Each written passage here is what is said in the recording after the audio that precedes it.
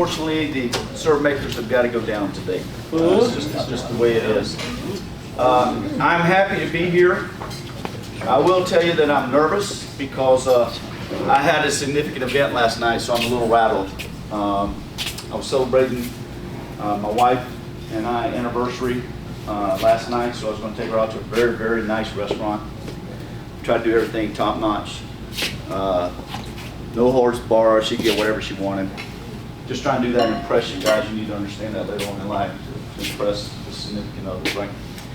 So we went out, had a great time, got back and it was dark, and I noticed that the inside lights were on, and that's not like me because I'm all about conserving electricity. And I looked at my wife and I said, "Did you leave the lights on?" And she said, "No, absolutely not." So now I'm really concerned. And so we start walking inside, and I hear noises going off in my bedroom. Now I'm truly concerned. My adrenaline's pumping, I'm really nervous. And sure enough, we go in there and there's somebody who is going through my nightstand. Of course, that's where my gun is. So I'm really nervous now, and I'm not sure if he spooked me or I spooked him, but he turned around, startled, and he said, "Who are you?" And I said, "Who are you? And why are you here?" And he said, "Of course, I'm here to rob you. I'm here to get all of your stuff. And now that you know who I am, I have to kill you."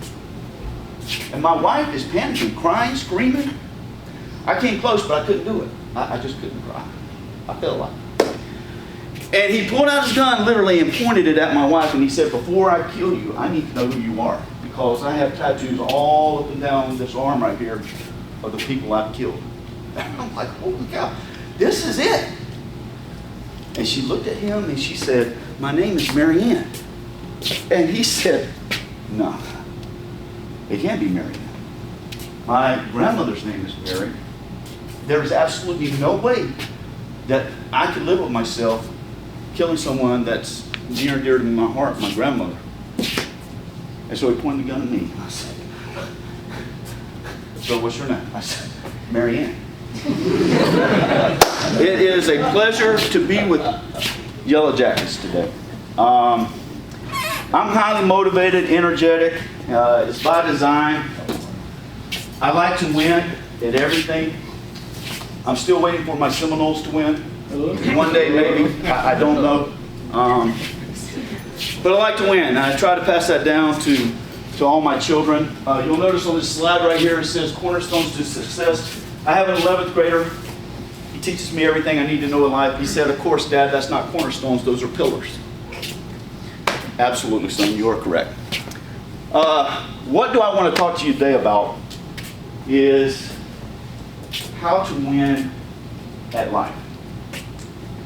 And my understanding is I got really intent listeners on these first couple of rows, and then it's going to go back. So this message is for those in the back. Because this one in the front row, they're going to get everything I'm saying. The only thing you're not going to understand is my first part. And what I have found in life, there's a thing called a bell curve distribution. It looks just like a bell. There's a top third, there's a middle third, and there's a bottom third in everything in life. Top third group in here is going to get everything I'm saying. The bottom third group has already tuned me out, and that's unfortunate. The middle group is sitting here intrigued but has no idea and are looking saying, "When is this going to end?" You're going to fit in one of those three. The ultimate piece, I hope, at the end of this is that you're going to take away something that you can apply while you're right here at Thomas County Central, and you're going to win. All of you. So, I want to start it out by the theme of this whole thing is, how bad do you want it? Many generations ago, a father would tell his son, "I want you to go pick up the rock and move it over there." What do you think the son did? He went and ran, picked the rock and moved it over. Let that sink in. A couple generations later, the father tells the son, "I want you to go pick up the rock and move it over there." The son stops, looks at his dad, and then he goes and picks the rock, moves it over. A couple of generations later, the father tells the son, I want you to pick the rock and move it over there. The son stops, looks at his father, and says, why? The father explains the reasons, the necessity, why he needs his son help to move the rock from point A to point B. Future generations later, father says, son, I need you to pick the rock up and move it over here. The son stops, looks, says, whatever. Goes and picks the rock up and moves it over there. Today's generation, may not be you, but today's generation, the father says, son, I want you to go pick up the rock and move it over there. The son stops, goes and finds his sister, pays his sister $20, and the sister goes and moves the rock from point A to point B. Listen, we are living in a generation, you're thinking, who is this old man and why is he even here? I'm here to give you some life experiences.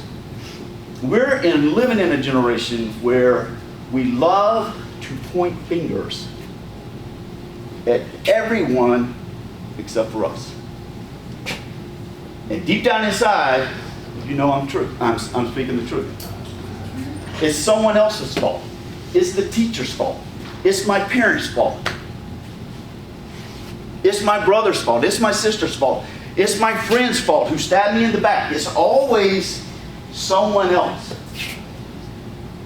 Someone goes and gets a job. They're very excited. They went out and got their first job. They come home, they tell their parents, they tell someone, hey, I got the job, I'm working. 2 months later, while they're working, a friend gets a week, 2 weeks off, or their schedule is adjusted favorable where they get a weekend off, and you don't get it. The first thing you think of is what? That's not fair. Then we start complaining. Or this person will get an increase in pay, and you don't get an increase in pay. Well, that's not fair. So once again, what do? We point fingers at everyone except for us. So what I want you to do, and your takeaway at the end of this, is how bad do you want it? How can you turn that around and focus on you? And how can you take charge of you to improve you, to make you a better you? And at the end, I'm going to kind of open up the floor. I'll talk to you about military. I'll talk to you about ROTC, whether it's the Marines, whether it's the Air Force, whether it's Army. What you don't realize is that there are a multitude of options available for you if you want to continue your education and have it all paid. And you don't necessarily have to go in the military full time. You can even go part time. It's called the reserves. All that stuff. I'll open up the floor, but I'm here to sell you the military. It's just in my DNA. It just is. The military made me who I am. So who am I? I'm just like you. I took an SAT at Thomas County Central. My SAT scores was 700. Let that sink in. My 11th grade son in the 6th grade was part of the Duke program. He made 800 on his first attempt and made me feel about like that. And you let me know. I'm just like you. Here's the only thing I remember besides playing basketball, and I'm going to talk about that, and then I'm going to finish up with this, these pillars of success. I had a teacher named Mr. Geist that taught me English. Anybody? I'm going to say it first, and then I'm going to see if you know what it is. I was sitting in a classroom. Everyone else was just given the quote, sitting at their desk. Check the block, give me my grade. This is a very difficult teacher, by the way. And I, in my infinite wisdom, said, you know what? I'm going to portray the act of the words. So I got up from my seat, and as I headed to the front of the classroom, the seminar podium, I quoted, tomorrow and tomorrow and tomorrow creeps in this petty pace from day to day. And I pounded on this table. Out, out! Drink candy. That's the only part we had to know. And he said, Mr. Cantrell, you can just do yours again tomorrow. Right? Petrified, nervous, scared. That's the only thing my time in high school that I remember. And I took algebra. I took pre-calculus. I took English, social studies, biology. But that was significant. The other significant event, I was playing basketball, not here, but at the other campus. Charlie Ward Sr. was my basketball coach. I was a junior. And all I remember was how many years I tried just to make the varsity team. That's all I really wanted. I wanted to put that uniform on. I wanted to feel what it felt like to warm up. And then Coach Ward put me in the game. Back first one off the bench. And I recall it clearly because I was a guard playing up at the top. We got the rebound. They passed it to the right to a guard, and I was streaking down to the left side. I'm left-handed, left side of the board, easy layup. Passed it to me. It was against Bainbridge. Completely missed it, and I was all by myself. Demoralized, petrified. All my friends were in the stands. He pulled me out of the game. I felt one of the lowest moments of my life. And then a break happened in my life. I was able to go my senior year of high school to what is now Thomas University, I think. It was called Thomas County Community College. And I was able to play, or not play, but go my freshman year of college. And it took place in my senior year here at Thomas County Central. Now, how do you do when you get an opportunity?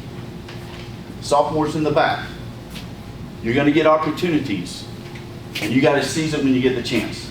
What I'm going to talk to you today about is how bad do you want it? How bad do you want the opportunity? Your teachers are here to do their best to make you your best if you will allow them to teach you. It's pretty simple.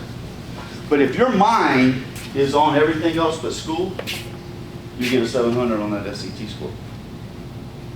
Right? So real quick, do I have most seniors and juniors on the front? What is he going to do when you graduate? What you going to do when you graduate? Do you know? What you going to do? I'm going to college and go to the ROTC program for an officer. I'm an engineer. Okay. Why? Because that's what I want to do. Well, why? I don't know yet.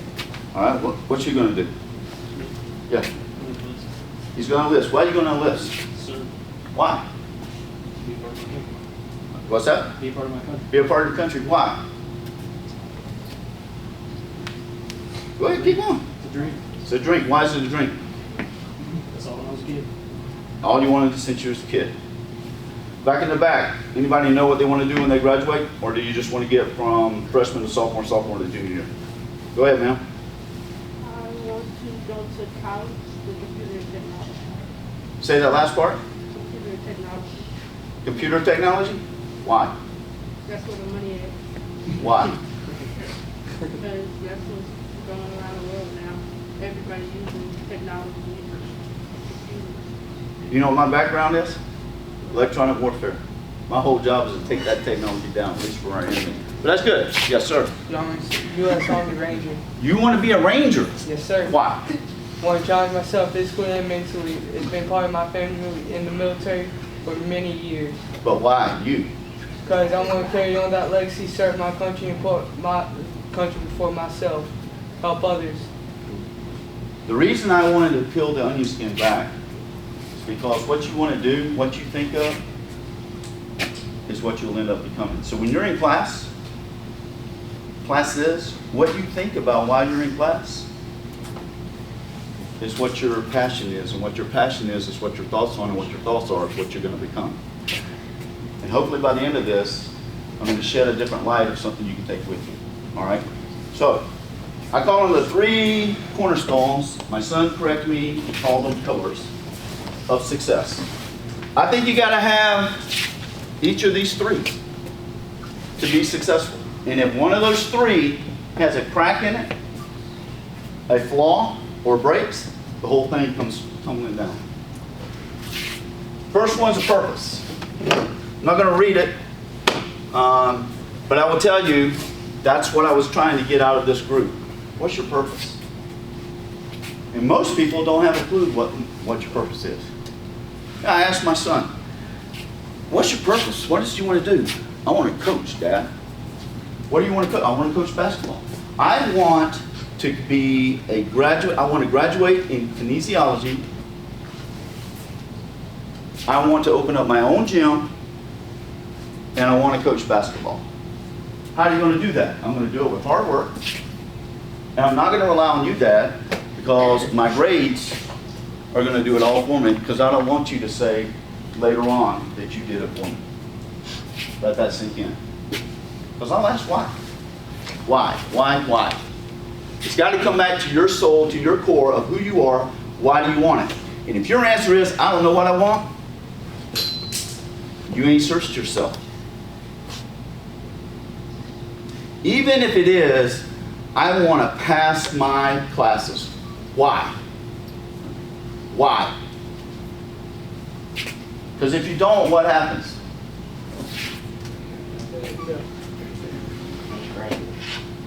Drop out. You try to go find a job. Your life becomes hectic. You can't smile because you're not doing what you want to do. You can do literally whatever you want. It's all right here. Your purpose. What's your purpose? My purpose? First and foremost, I'm going to serve God. That's my purpose. Second purpose is I got a family, I got a wife, and I got kids. And my final purpose is to serve my country, however I can do it. Because that's what it's all about. For me, peeling my own skin back. Why? Because I have an obligation to me. That's my purpose. Now, what happens with your purpose is sometimes Murphy comes in. Who's Murphy? Murphy's Law. Murphy's Law. Murphy comes in. He'll knock you right off of your purpose. Any sports guys? What do you play? You wrestle? Anybody else? What you got? Basketball. Basketball. What you got? Yeah. Wrestling. You didn't think I knew. It's my job to know the audience. Ranger. What happens if during this Raider Challenge training, as you are busting your butt and giving you everything you got, you tear your ACL, they do a medical exam, and you can't join the Army? What happens then? You can't be a Ranger. What happens then? Look for a second solution. Correct. Murphy can sometimes cause you to change your purpose, and it's okay. It's okay. I want to be a doctor. Not me, somebody here. I want to be a doctor. I used to get that all the time in college. And I would ask them, why? Why do you want to be a doctor? The first half of a semester, first semester's over with, they automatically change it. Because it's too hard. They don't want it bad enough. And they'll come to me and they'll say, sir, I don't want to be a doctor anymore. Murphy got involved, right? So what can I do? What is it you want to do? I want a commission. I want to be an officer in the Army. I says, criminal justice and sociology is right up your avenue. Because that will get you what you go with, right? A whole lot less you got to work, but you still got to work. Murphy gets involved with your purpose. You just got to identify that. Murphy gets involved with your work. Someone got the promotion you didn't. What do you do with it? Change your purpose. Where you go and you look and you examine yourself. What do you really want to accomplish? You know, I would tell my cadets all the time. All they wanted was a commission. What I wanted was them to be the best and not just settle for a commission. And we'll talk about that here in a minute. Our purpose was to be the #1 ROTC battalion in the country. A little old school called Augusta University. That was the goal. And so we followed this 3 pillars to success, or 3 columns to success, and it worked. How do you go to the next slide?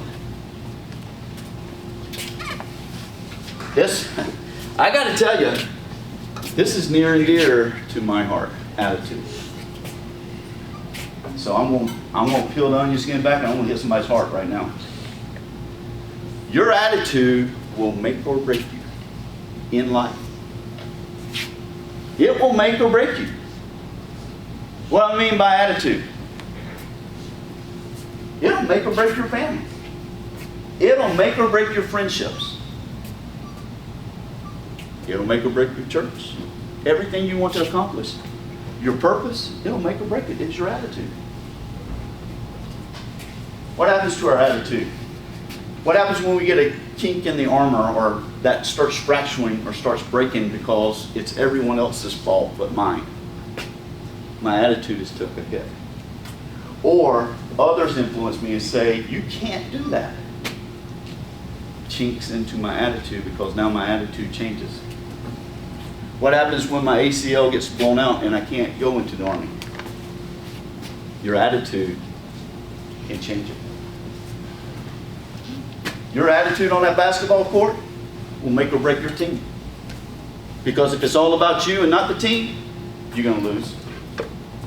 But if you make it about the team and you're selfless, not selfish, you'll win.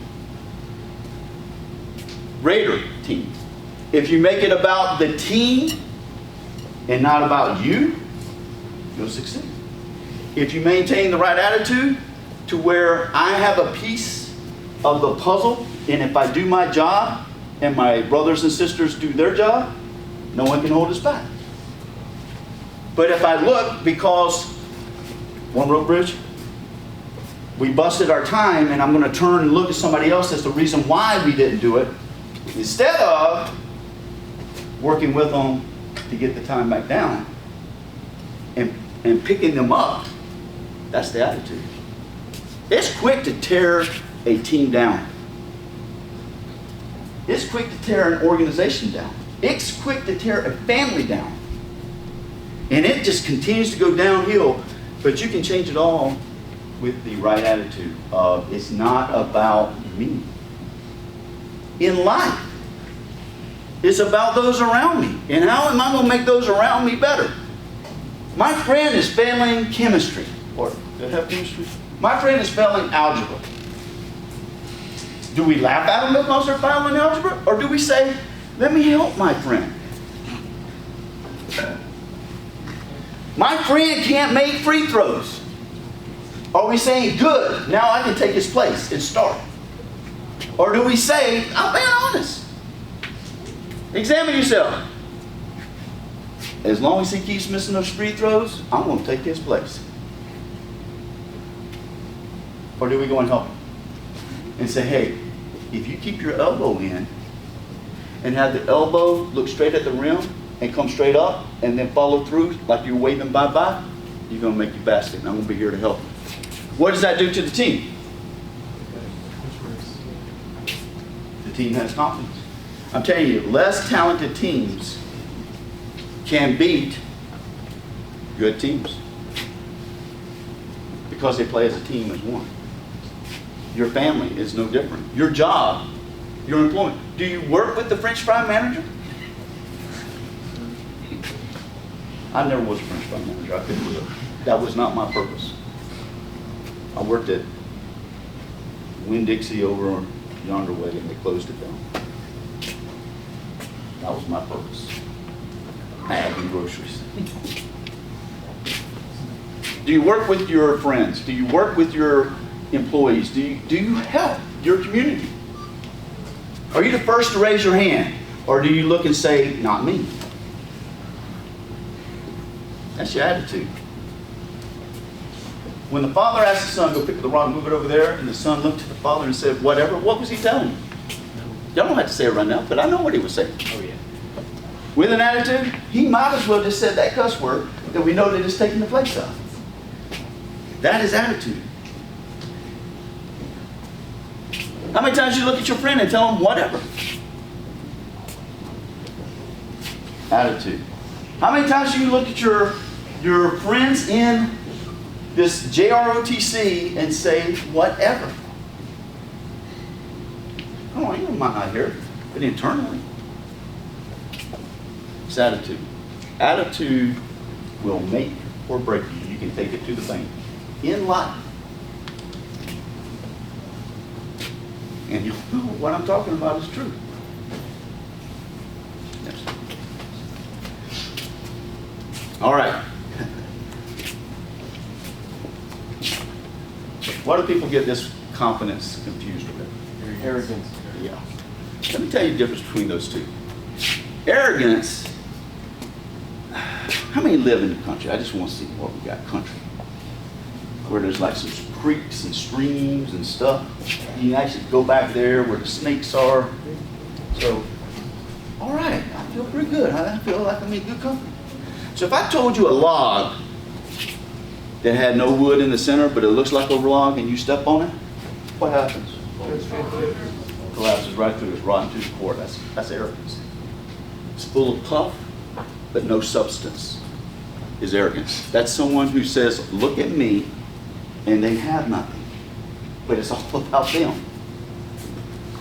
Confidence is substance.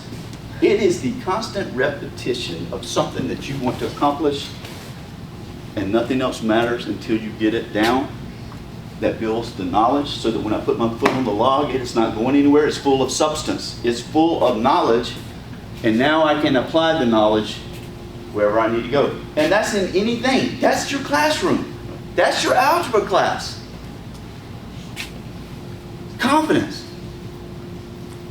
My son, AP history. He just texted me on the way down. I pulled over. I didn't text and drive. I pulled over. Dad, it was harder than I thought it was. Yes, that game was a little bit more important than studying for the AP history. So his confidence was down because he didn't do as well. So now we got to get the confidence back. How do we get the confidence? By studying. By practicing our trade, radar. If we talk one-road bridge, how do we get confidence in one-road bridge? Do it again. Again, repetition. No, it's not enough. Do it again, do it again. Basketball, how do we get confidence? Huh? Shoot, shots, and Keep shooting. And where's my weakest area? Why? Let me ask y'all a question. We're basketball. Are you the only basketball? Anybody else basketball? When you go out, why do y'all always go to the three-point line to shoot? You know you're not going to make them. 33% make them, and that's the pros. But we go out, I coach basketball too. They always want to go to the three-point line. I never understood it. Why we don't start down low and work our way out. So how do you get confidence in basketball? Shoot. And hopefully you'll say, I want to shoot those shots that I'm not as good at so that I can increase my knowledge on how to do that shot so that I get better, because these other shots that I'm good at, I'm already good at. Wrestling, where you at? How do we get confidence in wrestling?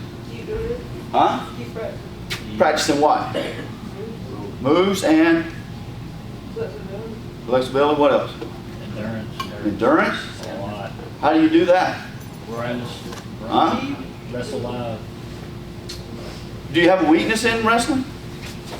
How do I overcome that so I can be confident whenever I go and face my opponent? He's going down. There's no question he's going down. Yeah. The only way he's going to beat me is he's got to take me out. That's confidence. It's not arrogance, because I train. I'm prepared. I've done what my coaches told me to do. I have trust and faith. I have the right attitude with my coach. But I'm confident. You know, a big thing, land navigation in the Army, it was pretty big back in my day. I mean, now they have computer systems. Where's the technology person?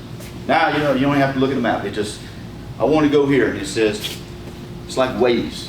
Police are up ahead. You know, take a left turn, right turn. But for us, growing up, we actually had to take this thing called a map with a compass to try and find locations. So why is that important? So if I had a fellow soldier who was hurt, and I had to get to him and I knew his location, I'd have to use the map and a compass to get to his location. It's very important.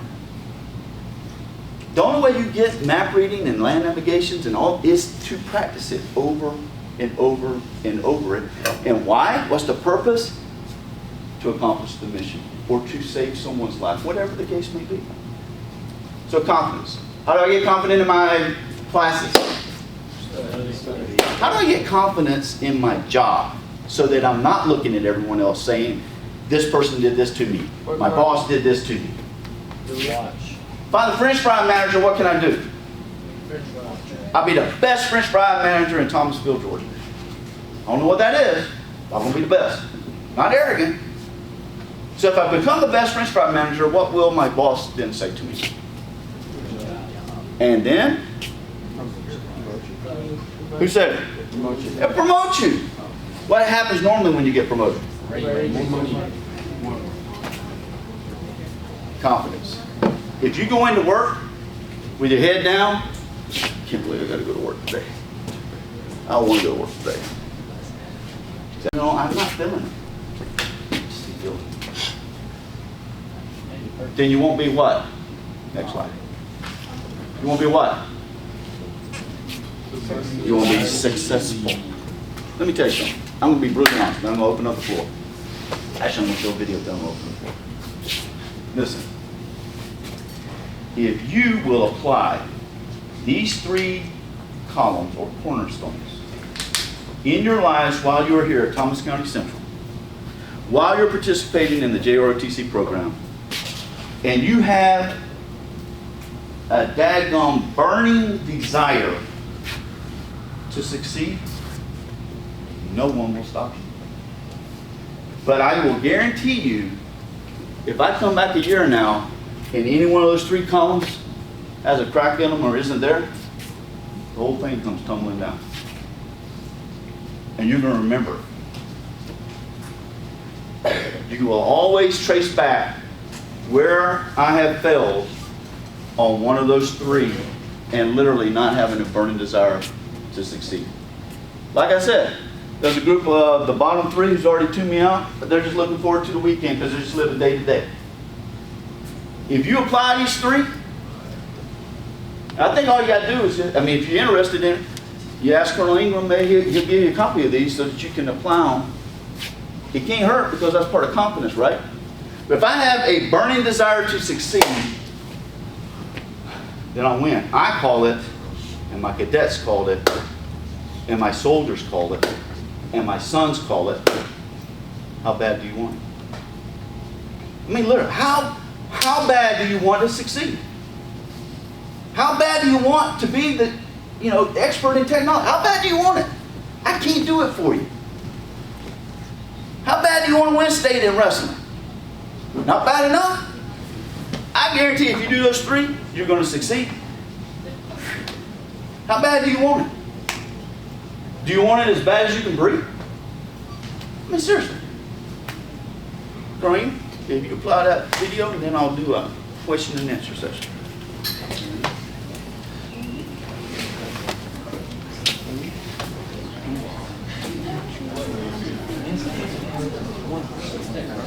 A lot of money, and so he went to this guru, right? He told the guru, I want to be on the same level you are. And so the guru said, if you want to be on the same level I'm on, I'll meet you tomorrow at the beach at 4 a.m. He liked the beach. I said, I want to make money. I don't want to swim. Guru said, if you want to make money, I'll meet you tomorrow, 4 a.m. So the young man got there at 4 a.m. He all ready to rock and roll, got on the suit, should have worn shorts. The old man grabs his hand and said, how bad do you want to be successful? He said, we're back. He said, walk on out in the water. So he walks out to the water. Watch this. When he walks out to the water, it goes waist deep. So he's like, this guy crazy. And he's like, I want to make money. He got me out here swimming. I didn't ask to be a lifeguard. I want to make money. He got me there. So he said, come out a little further. Walked out a little further. Then he had it right around in this area. The shoulder area. So this old man crazy. He's making money, but he's crazy. He said, come on out a little further. He came out a little further. Was right in his mouth. My man like, I'm about to go back in here. This guy is mine. But the old man said, I thought you said you wanted to be successful. He said, I do. He said, walk a little further. He came, dropped his head in, held him down, hold him down. My man didn't scratch it, hold him down. I got you. I know you brushed it out, but I got you. He had him held down. I need you for an illustration. He had him held down. Just before my man was about to pass out, he raised him up. He said, I got a question for you. Somebody answered the question for me. He said, when you were underwater, what did you want to do? Lee, I'm looking for a different word, brother. What's that word? So I wanted to breathe. He told the guy, he said, when you want to succeed as bad as you want to breathe, then you'll be successful. I don't know how many of y'all got asthma here today, but if you ever had an asthma attack before, you short of breath, S.O.B., shortness of breath, you wheezing. The only thing you're trying to do is get some air. You don't care about no basketball game. You don't care what's on TV. You don't care about nobody calling you. You don't care about a party. The only thing you care about when you're trying to breathe is to get some fresh air. That's it. And when you get to the point where all you would be successful as bad as you want to breathe, then you'll be successful. And I'm here to tell you, number one, that most of you say you want to be successful, but you don't want it bad. You just kind of want it. You don't want it better than you want to party. You don't want it as much as you want to be cool. Most of you don't want success as much as you want to sleep. Some of you love sleep more than you love success. And I'm here to tell you today, if you're going to be successful, you got to be willing to give up sleep. You got to be willing to work off for 3 hours of sleep, 2 hours. If you really want to be successful, some days you will have to stay up 3 days in a row. Because if you go to sleep, you might miss the opportunity to be successful. That's how bad you got to want it. You got to go days without, listen to me, you got to want to be successful so bad that you forget to eat.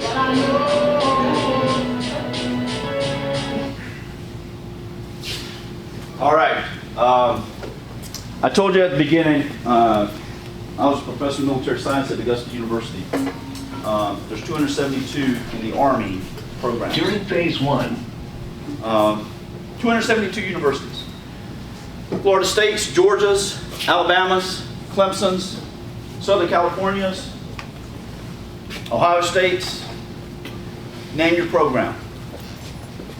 Augusta University in 2013 was the #1 program in the country.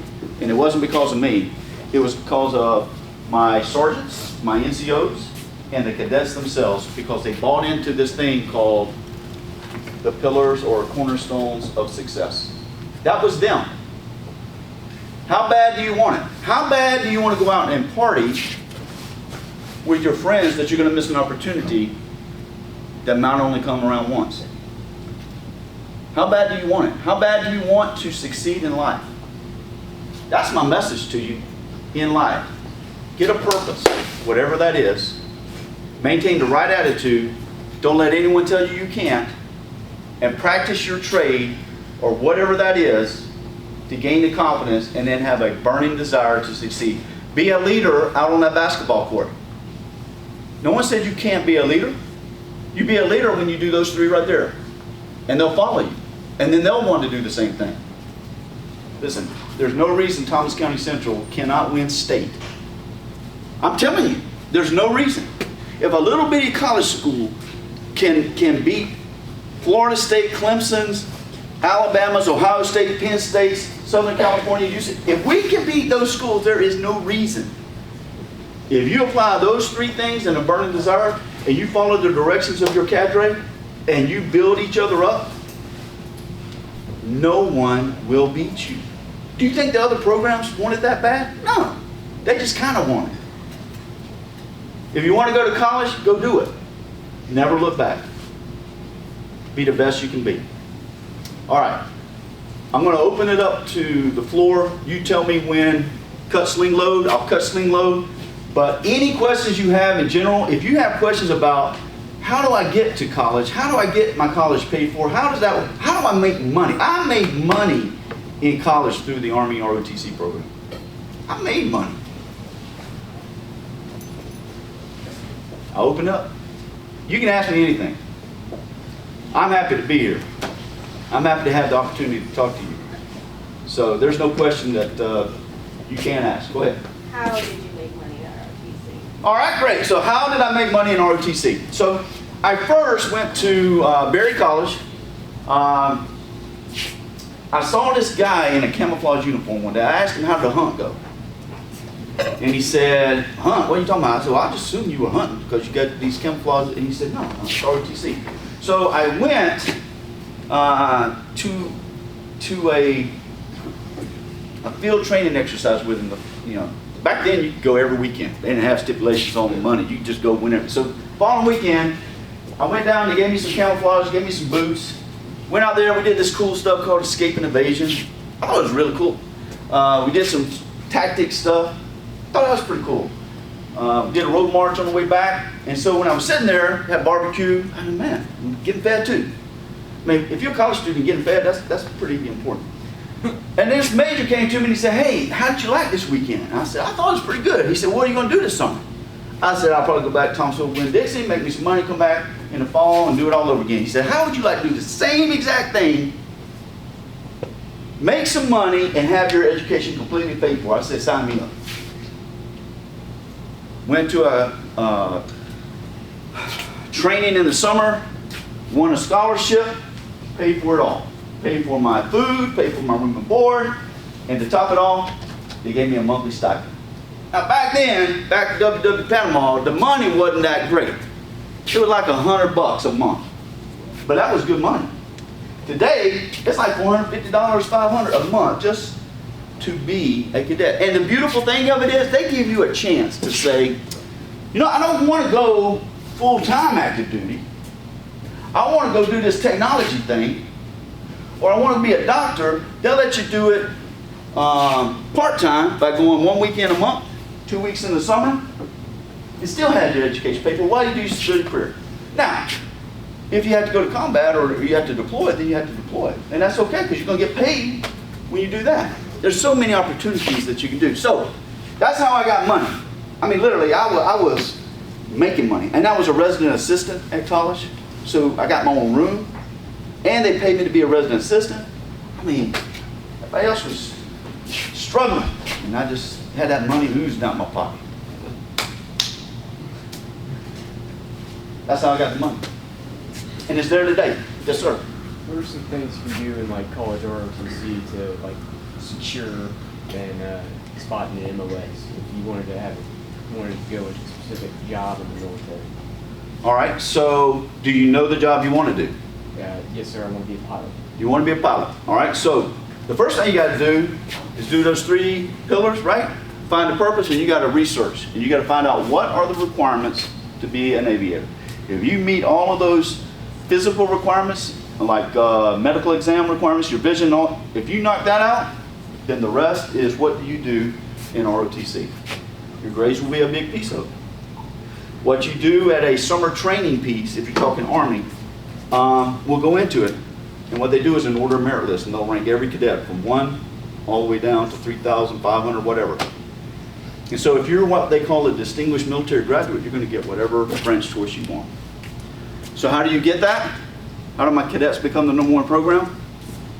They want it. They wanted it. And they became pilots, they became medical services, they became, I mean, I think only 1 cadet did not get their branch that they wanted. Great question though. And this was at Augusta University? Yep.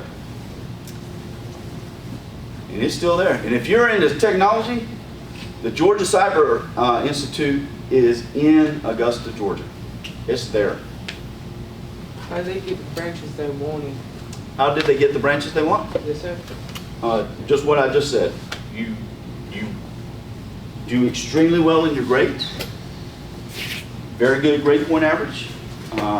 If you can get a technical degree, such as in math or science or something like that, and you have a great grade point average, if you can do this, if you can do all of the land navigation skills, all the skills that are required in ROTC, if you can lead, then you'll get your branch that you want.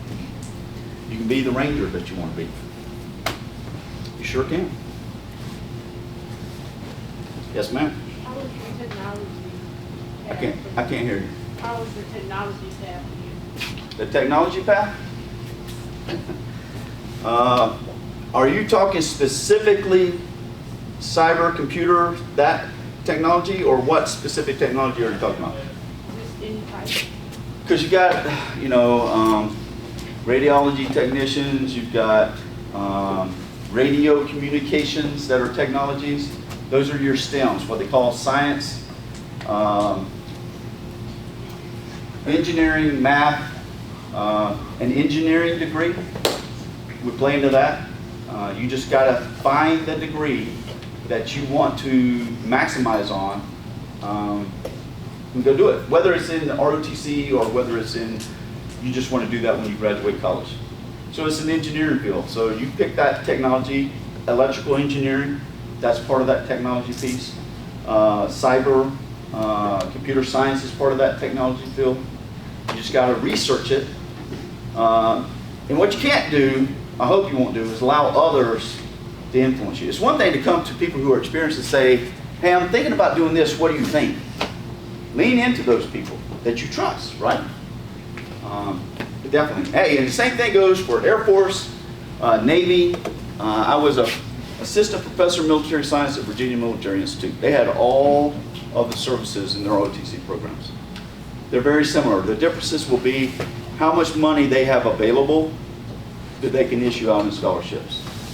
But keep this in mind. In the great state of Georgia, if you do well academically, guess what happens? You already have your school paid for if you stay in the state of Georgia, right? I'm gonna give you the cherry on top.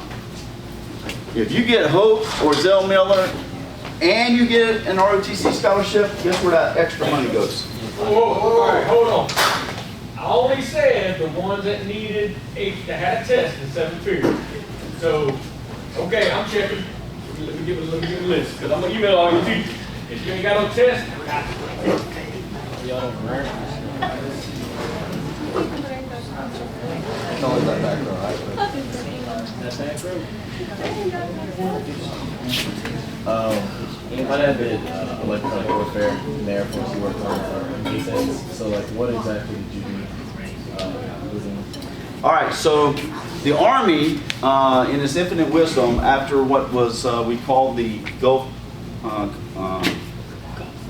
Persian Gulf War I, the Army downsized and they shrunk their forces. And part of that they took away was electronic warfare.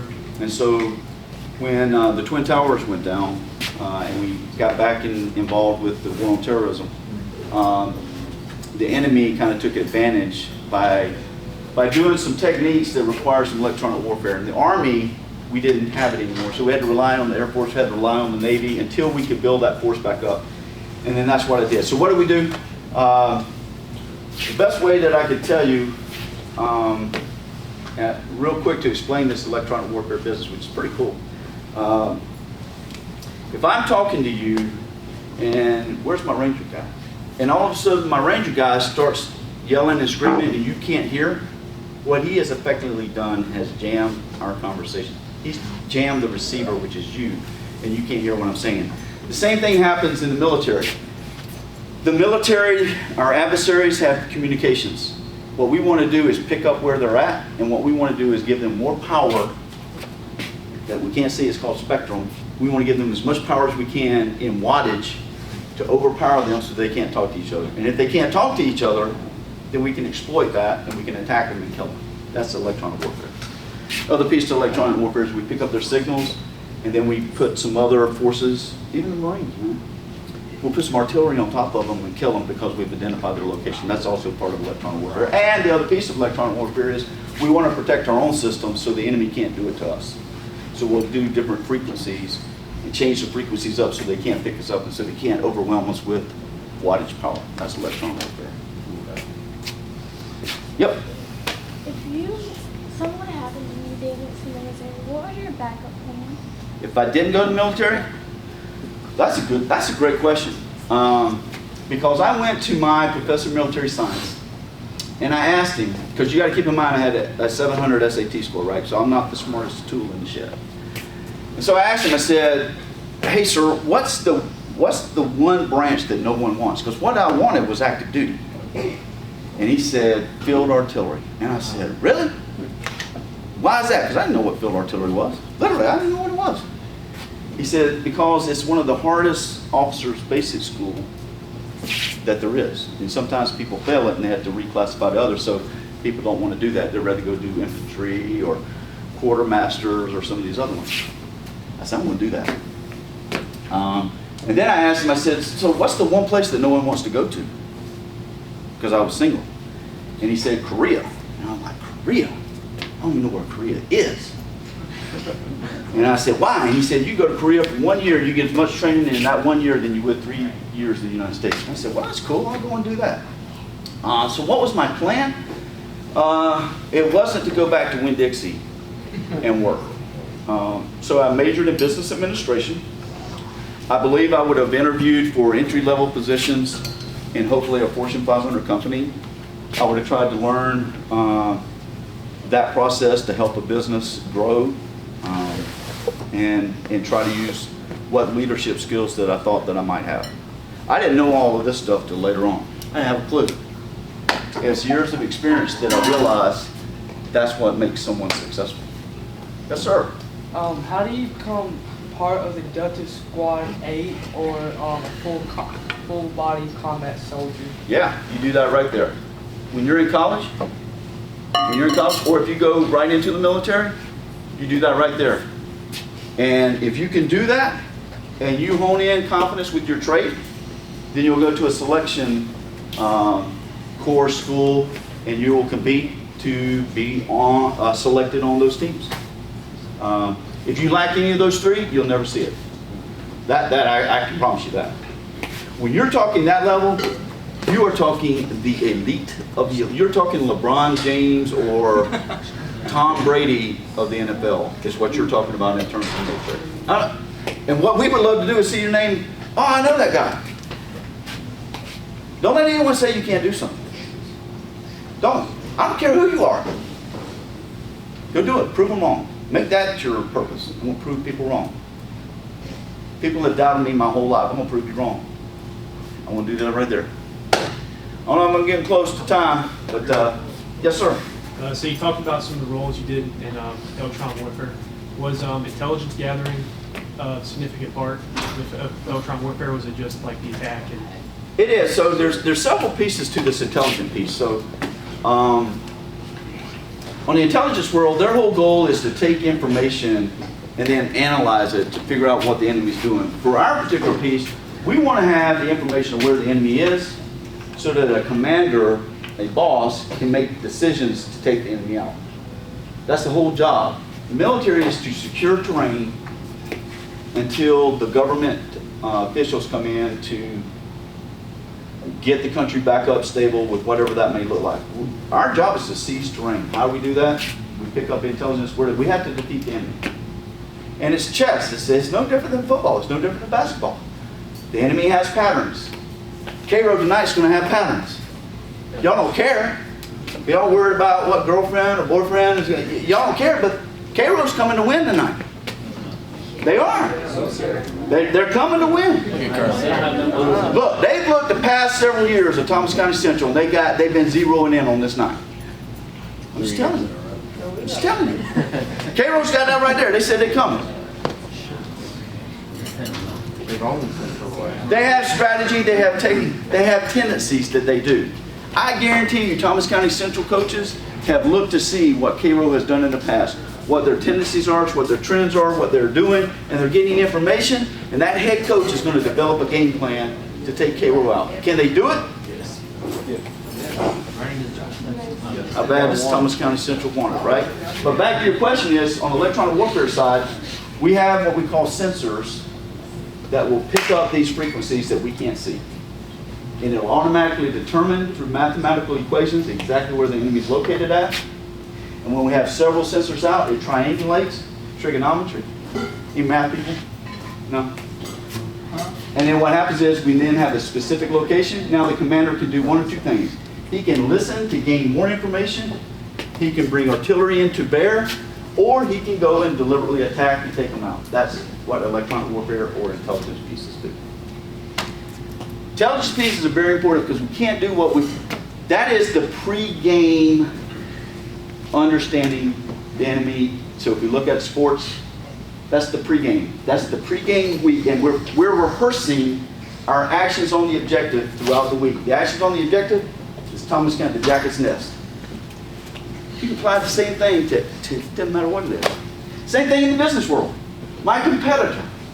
I need to beat my competitors in the business world. How do I do that? I got to get the information on the competitor. What is they're doing? What's their strengths? What are their weaknesses? How can we overcome it so now I can get more customers to come here? Starbucks or Eliano's? Did I say that place right? How you say it? Which one? Either one. No, either one. Yes. You, Carl, and Sarge, on a scale of 1 to 10 of all y'all's experience in the military, like how much action and violence and combat have y'all seen in y'all's lifetime and years? We've seen it. Now let me turn it to you and ask you, why does that quiz you so much? Why does that interest you so much? Reason why my uncle's in it right now. His Yeah. name is Ronnie McCartney. He went off at the age of 17. Uh-huh. He's been in there ever since then. Right. And he's told me a lot about his experience and stuff like that out in the field. And it seems something I would like to do. It really does. Yeah, well, it's real. All right, so real quick, I do want to share this one thing. 9/11 hit, right? I think the United States became as united as I think I've seen it. Right? So we go to war. 150,000 deployed. Maybe 150 are killed. What percentage died? Y'all, where's the math majors? Ain't that like point 15? 0.01. Let me ask you a question. How many of y'all go to Atlanta? Anybody tell me the murder crime rate in Atlanta, Georgia? Anybody? Where would you be safer to be? In combat. And where that comes into play, why did I bring that up? Is because leaders who take this seriously, our job is to make sure soldiers go and come back home safely. And we do everything we possibly can to make that happen. But we have to have good leaders. Leadership at all levels makes that happen. And how does it happen? Through confidence, through repetition, to make sure we know when we get in and we do the game plan. But sometimes something happens. Sometimes an ACL is blown. Unfortunately, somebody gave the ultimate sacrifice so that you and I, so that I could come here today to have this conversation with you instead of a state government saying, get out. We tell them what you need to know.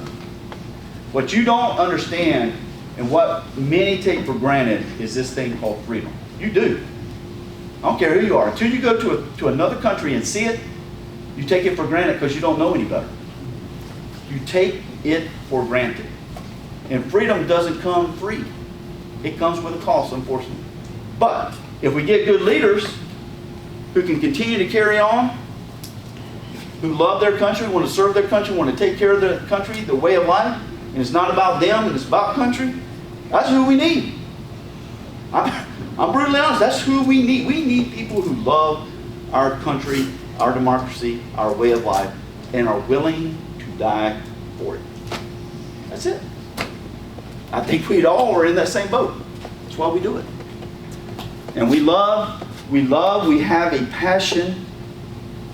I'm not knocking my Marines brethren, because we're all the same. We love soldiers. We love them.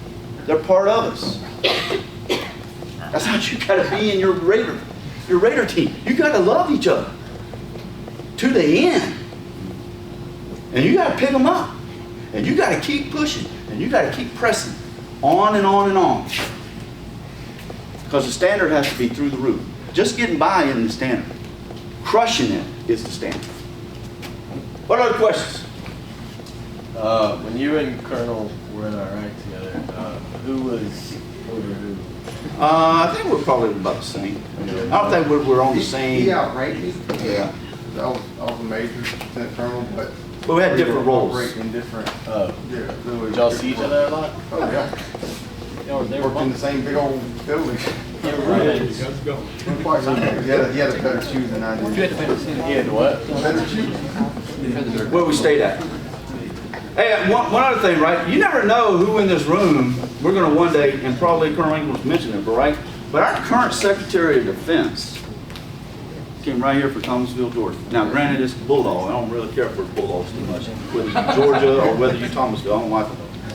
But you never know. So there's somebody from Thomasville, Georgia, who is led all throughout the chain of command, 4-star general, now is the Secretary of Defense from this city.